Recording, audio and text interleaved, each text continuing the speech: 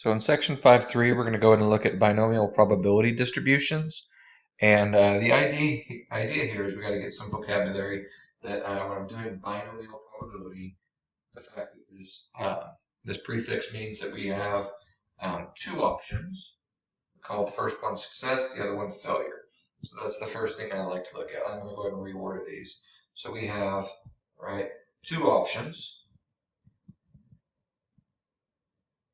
That's binomial, two terms. One we call success, the other one we call failure. That does not denote that one thing is positive and one thing is negative. For instance, if I think that a medication might be causing cancer and I'm testing that medicine on some mice, and you call me heartless, whatever you want, but the idea is that if what am I looking for is I'm looking for the rat to have cancer from that medication because that's what I think is going to happen.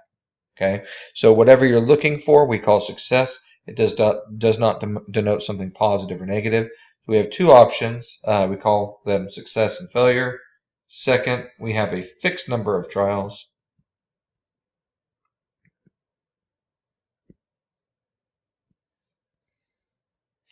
Third, we basically have independence. So basically, over each outcome, the probability of success, the probability of failure stay the same. Stay over multiple trials, which actually I think is kind of redundant to question 4 or set 4. The probability, I'm going to go ahead and rewrite that. Probability of success, probability of failure stay constant. That's kind of an outstretch of independence. The probabilities don't change. But if I go up here, I'm going to go ahead and just say, based on our definition of independence, is really what they're looking for is that the outcomes do not affect each other.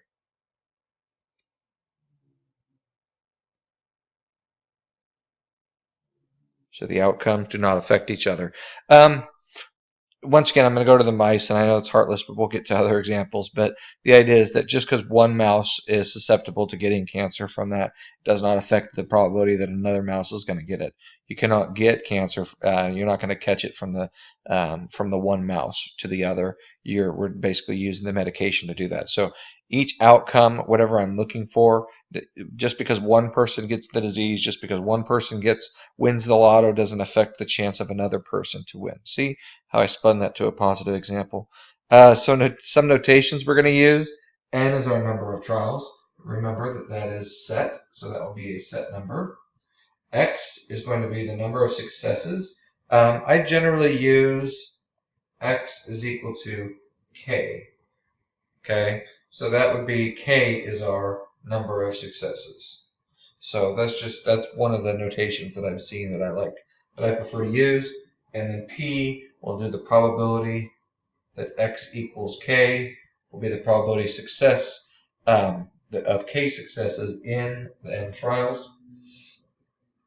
And there's some things that I've already said to you. Success does not mean something good necessarily. X and P must refer to the same outcome. Oh, okay, that's actually good. So when you do this, we do call the probability of success. This is actually different than what I just said here. So I'll be using this phrase, but the actual probability of getting one success is P. So this would be the probability of success is P. I'm okay with that. We would say the probability of failure, we call that Q. So that is the probability of failure. Okay, which would also be the complement. So a lot of times we'll do 1 minus P for that. But the probability of success, if there's a 30% chance of success, then Q would be 1 minus that, or 0.7, 70% chance of failure. Here's an example, and there's a lot of words here, so what you have to do is you have to learn to pick out the pieces that we need, okay? State tax authorities to test compliance with tax laws may audit financial records of the businesses. It's too time consuming. We're not going to basically audit all of them. So let's suppose the auditor is going to examine a random sample of 150. That is a sample, right? Keep that in mind. Out of a total 10,000 available. So I have two numbers. One of these is my N. One of these is my sample. Well, they kind of hinted at it. That 150 is our N. We're sampling 150. What's the 10,000? Well, that's the entire population of big N. We're not going to use that here. We kind of use it down here because they say 800 of the 10,000 are actually incorrectly classified. Okay, so if I'm looking for success to be a incorrectly classified file, incorrectly classified file, then our probability of success, or P, is going to be, well, there are 800 incorrectly classified out of the total 10,000. More often than not, they'll just give this value to you. They'll give you P equals. But in this question, they said, no, 800 of them are 800 out of the 10,000 are incorrectly classified. So what does that end up being? 8%. So 0.08 would be our probability of success. Does X, is it binomial? Well, let's go down the list. First, in this example, do we have a set number of trials?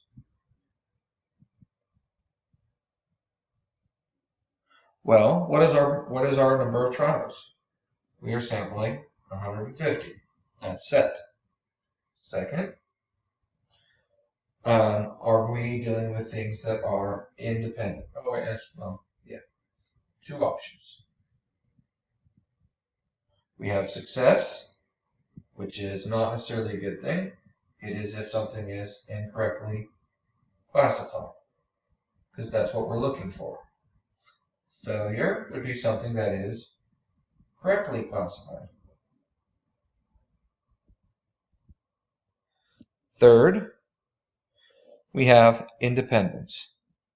So independence means just because I pull out one file and it's correctly classified or incorrectly classified, it does not basically affect the probability of another one.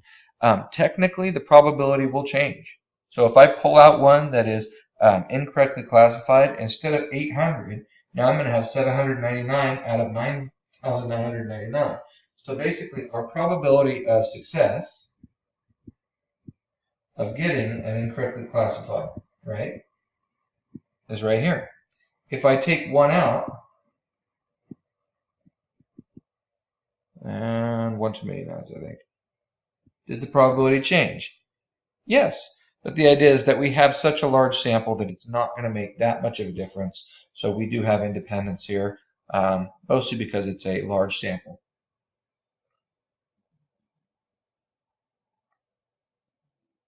And if it is independent, then our probability of success stays the same. What is the probability you get exactly 10 misclassified cell records? We could do this, and I'm going to go ahead and do this the hard way, and then I'm going to show you the easy way. But the probability of getting exactly 10, we can figure out what's the probability of getting 10 misclassified out of the 150. We've done this before. That would mean the probability of getting a misclassified, and a misclassified, and misclassified, and misclassified, and right 10 times, and correctly classified, 140 times. Well, since these are independent, we could figure this probability out. The probability of getting 10 correctly classified would be the probability of success, 0.08, and, right, with multiple events, and means multiply. So it has 0.08, it's 0.08, it's 0.08, 10 times. And we're going to get 140 correctly classified, so that would be the probability of 0.92. Where did I get that? Well, if there's an 8% chance of having a misclassified, right, then that makes sense. It would be 92% chance of correctly classified. That's the complement to that. And how many times will that occur? It'll be 0.92 times 0.92 times 0.92, 140 times. So this would give me the probability of 10 correct or incorrectly classified and 140 correctly classified. But here's the messy part. How many different ways could this occur, right? How many different ways? Because when I'm rearranging these, this could happen one way or the next or the next. So this gets really complicated because we want to figure out how many ways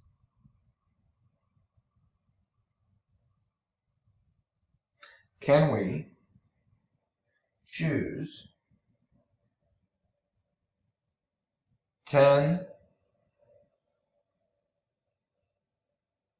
misclassified out of 150. How many different ways could we rearrange this? We did this in the previous section.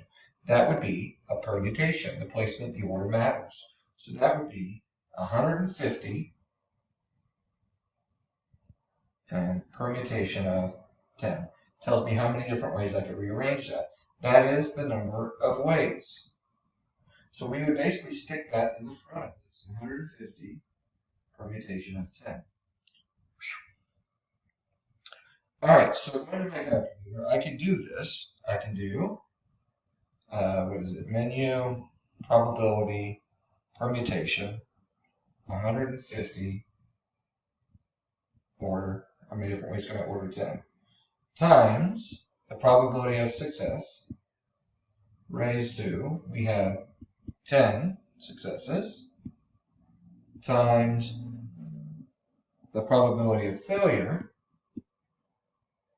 2, raised to the number of failures. And that would be our probability. Pretty low. No, something's off. Give me a second. That should be 0.92, that's why. It's like something's way off here. How about that? Still not looking nice. What happened? You know what, I was just thinking I must have messed up on this formula. I don't normally do this formula by hand, so we'll just look at it real quick. What this ends up being is the number of ways we can choose, 10 out of 150. That ends up being an NCR, so that was my mistake. Okay, so this should be a C right here, and this should be a C right here. Okay, so that's how many different ways we could choose 10 out of 150. Yeah, so when I do that now, this tells me how many different ways we can kind of rearrange these.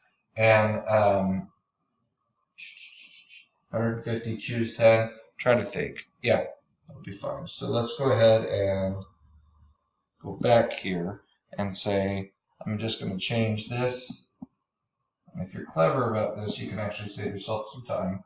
All I have to do is change that P to a C. So NCR, and that would be our probability, 0.106959. 106959.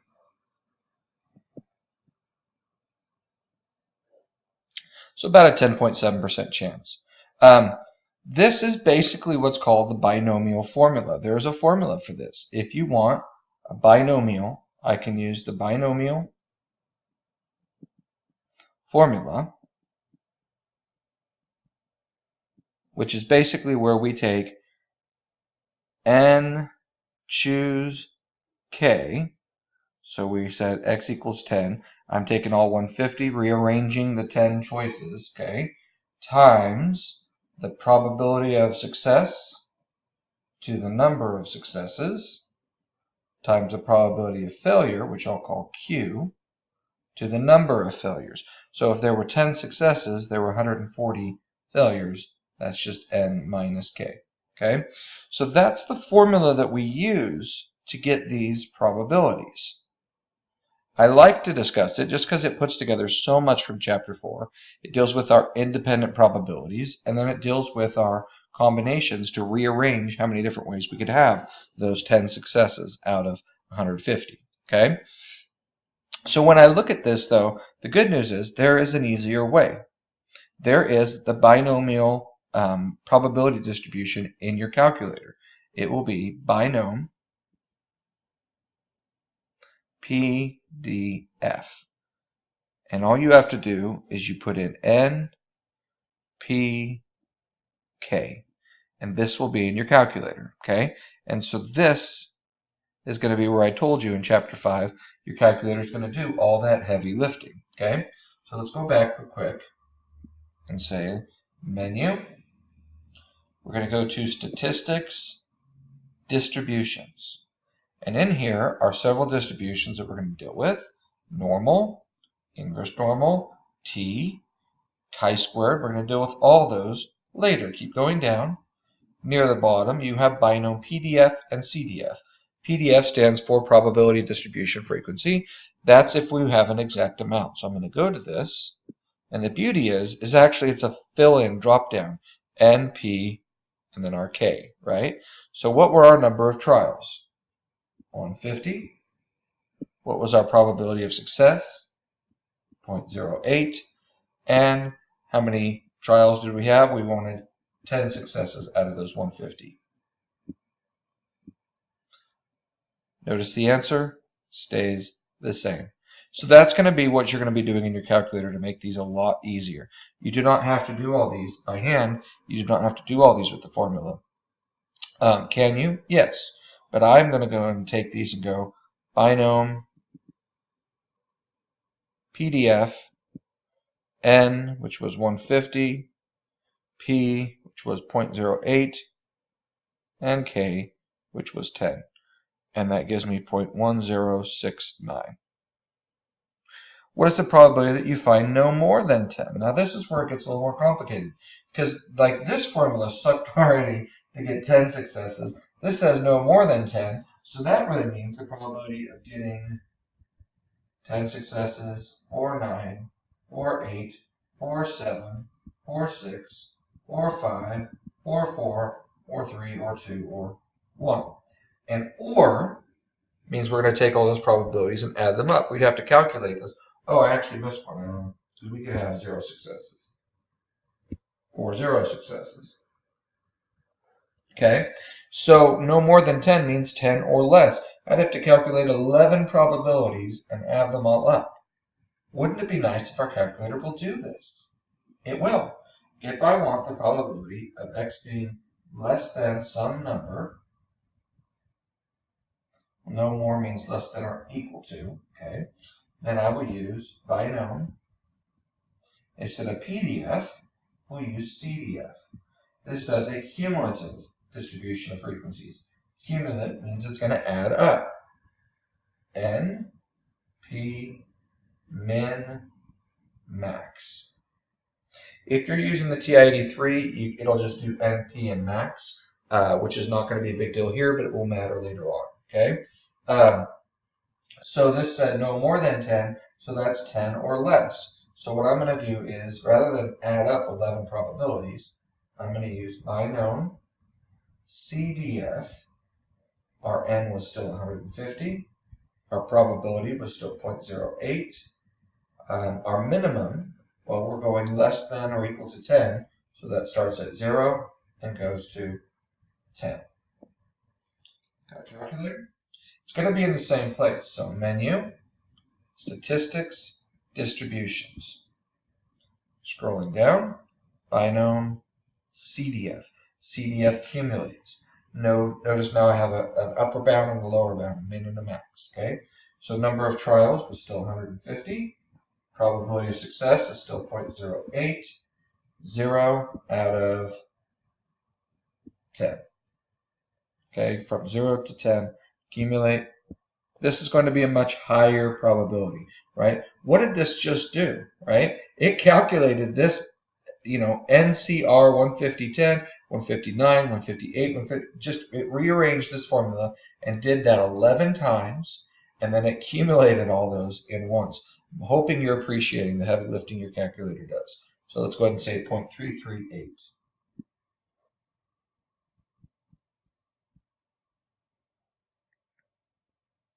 What's the probability it finds more than 8? This is where the TI 83, 84 is going to be limited because those don't always let you do a min and a max. So if I want x greater than some number, okay, we're still doing a range. That would be binom CDF, NP min max. But if I'm doing greater than k, I'm going to make sure I actually put these numbers. Here, if I'm doing less than, I'm going between 0 and k. That's what we did this time. We said less than or equal to 10, so we went from 0 to 10. Okay? Greater than k, my minimum is not k. We want to start greater than 8. We don't start at 8. We start at the next number. We start at 150 here, 0.08. And if they said more than 8, we would start at 9.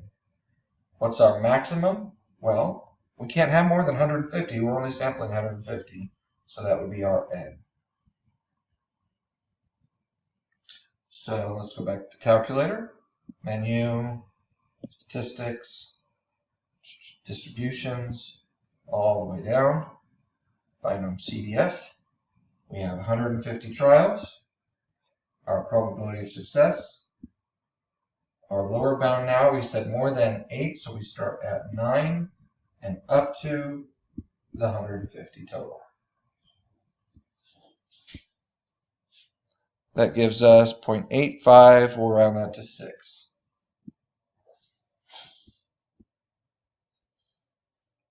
Keep in mind, what did this just do, right? It basically calculated all the probabilities from 9 to 150. It ran the binomial formula. What would that be? 141 times, actually 142 times, I think.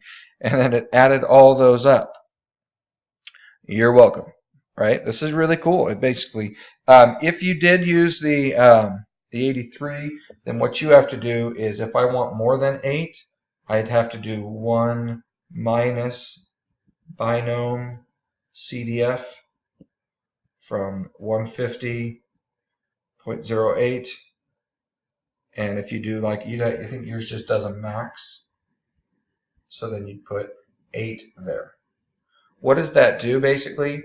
It's calculating all the probabilities up to 8 and then subtracting them away to leave me all the ones more than 8. Okay? So, like I said, if you had to do it that way, you could do 1 minus, I'm going to grab it this time, and we'll just put yours. If you put it in the 83 or 84, it will look just like this. So this calculates up to 8, and then we do 1 minus that, and it leaves me with everything greater than 8. So this is one of those limitations. The 84 just, it's not as useful, but it's not like the end of the world. You can still get the probabilities this way. What is the probability between 20 and 50? Well, probability that x is between, we'll say a minimum and a maximum. Very easy to do. Since we're doing a range, binom CDF and P, our min is going to be whatever A is. So between 20 up to 50. NP min max. Same formula. So I'm going to go ahead and just steal this and change 9 to 150 to going between 20 and, what is it, 50? 0.0168. So how about 0.017?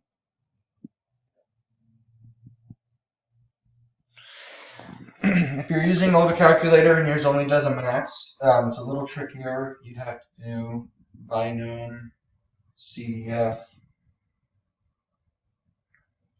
NP B minus binom CDF NP A minus 1. If you need to use that, you can, but keep in mind if you're using the Inspire, you could put in a min and a max, so you're done. but I could do, just erase this right there and change this 8 to a, the max was 50. So this is accumulating up to 50. And then minus, just find it from the menu this time.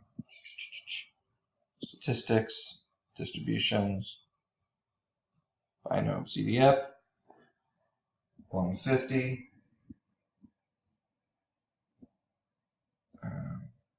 0.08,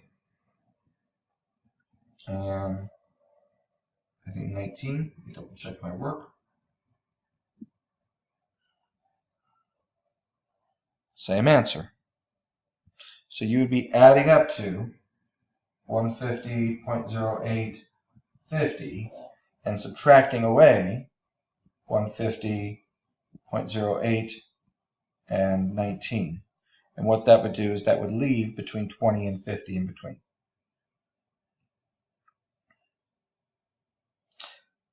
"26% of couples who plan to marry this year are planning a destination wedding. In a random sample of 12 couples, find the probability exactly 6 have a destination wedding." Okay? What is this 26%? Well, we are looking for people who plan a destination wedding. That is where our success is, right?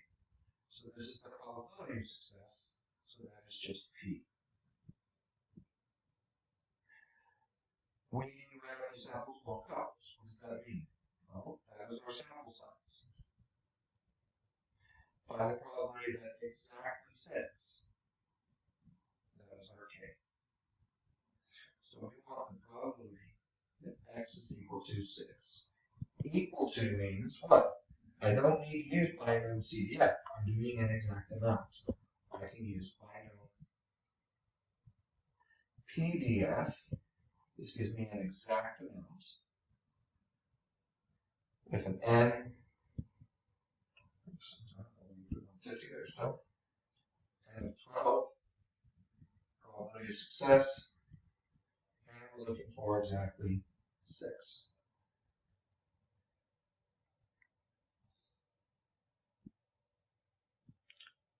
Statistics, distributions, all the way down to binomial PDF. We're saying out of 12 people, 26% chance, and exactly 6. 0.047.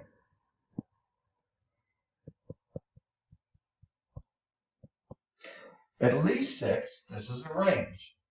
At least 6, does that include 6? Well, that's 6 or more, right? So that's greater than or equal to 6.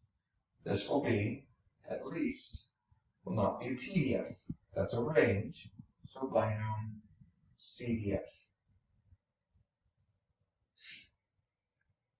N, 12 again, 0.26, but now I do the min and max. At least 6 starts at 6 and goes up to all 12.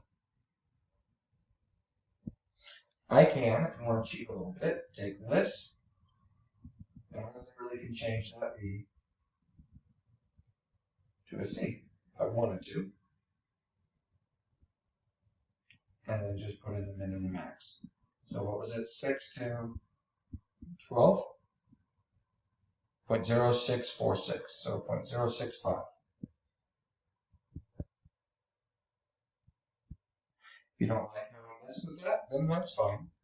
Menu, statistics, distributions, way down there, binomial CDF, 12, a 26% chance, and we went from 6 to 12. Okay? Fewer than 5. Be careful. Fewer than 5, definitely a range. Fewer than 5, we still have the same N, the same P. My minimum, though, is going to be from 0 to, do I put 5 here? Is 5 fewer than 12? we would stop at 4. So we'll add all the probabilities from 0 to 4, which are all the numbers less than 5. I can steal this and just change those last numbers to a 0 and a 4. 0.821.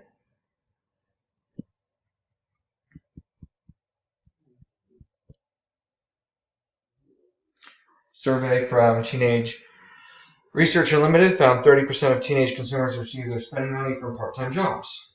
Okay? There's our P, probability of success. Receiving your money from a part-time job is our success. Okay? 5 teenagers are selected at random. Sample size. Find the probability that at least 3 of them. That's our number of successes. They want the probability of X being at least 3. That's greater than or equal to 3.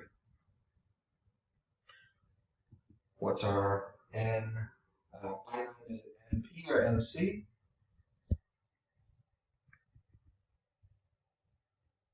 Well, we're doing a range, so accumulate.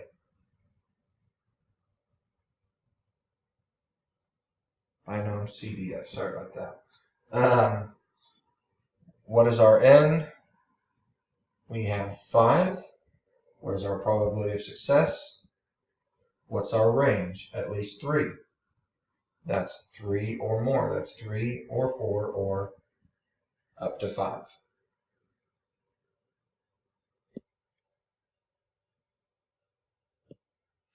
Distributions, binomial CDF, N, P, N, tab, 0.3, tab, and they said between 3 and 5, right? So from 3 to 5. So 0.163.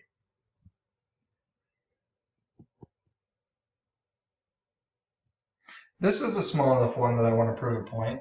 Basically what we did was we just found the probability that X could equal 0, or 1, or 2, or 3. Well dang, the calculator could do that, can it? Yeah. I could do binomial. Where is it at? Distributions, binomial PDF.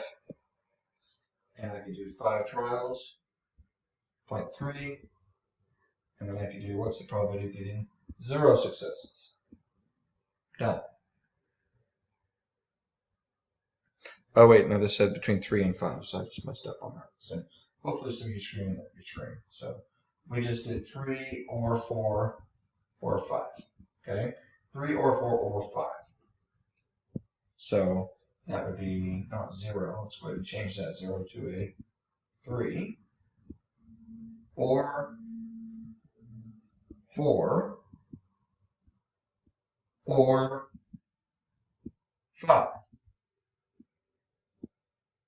And it's taking those 3 numbers, and OR says we're going to take those numbers and add them.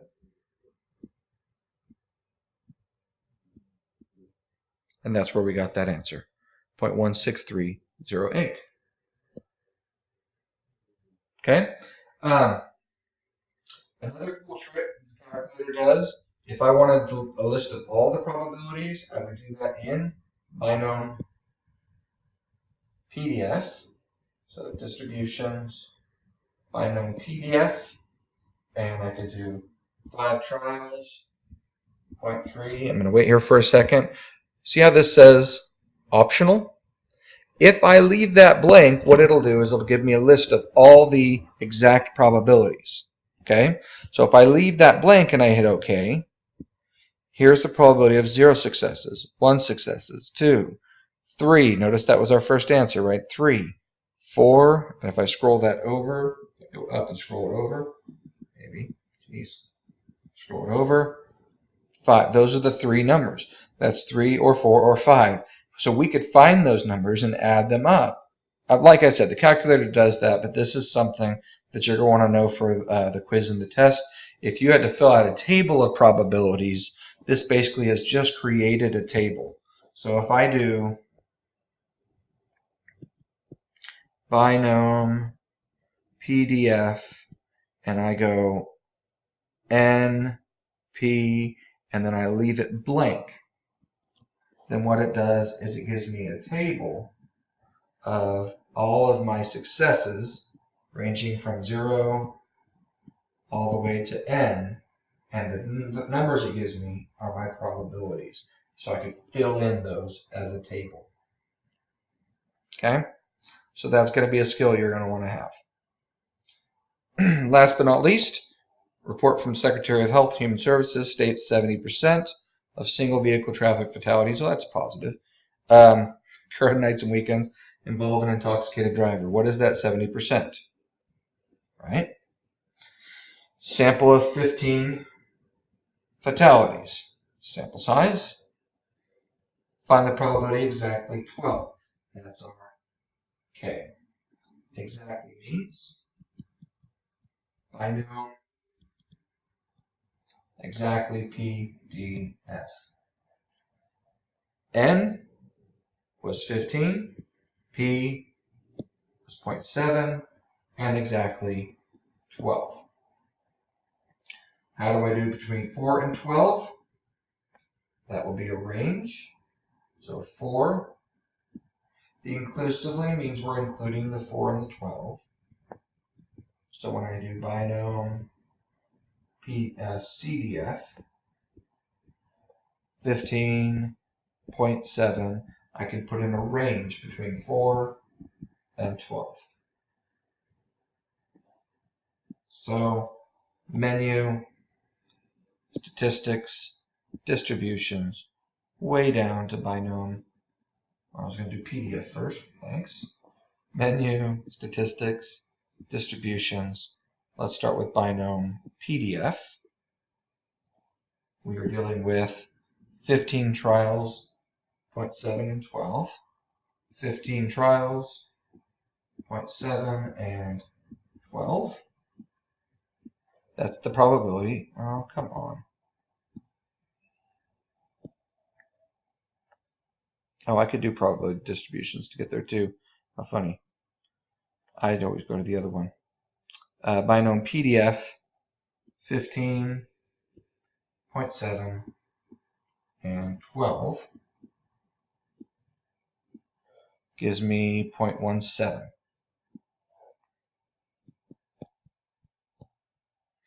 If I want a range, that would be binom CDF,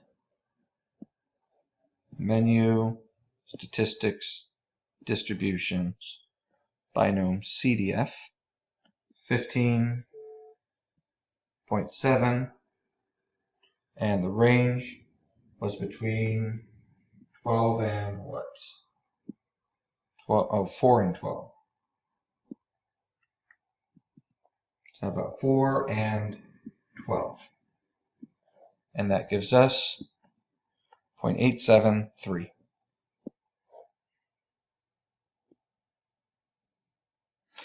So that's it for this section. This should be a relatively simple section. Like I told you, Chapter 5, the topics aren't any easier, but the calculator, the technology does all that heavy lifting. So keep it up.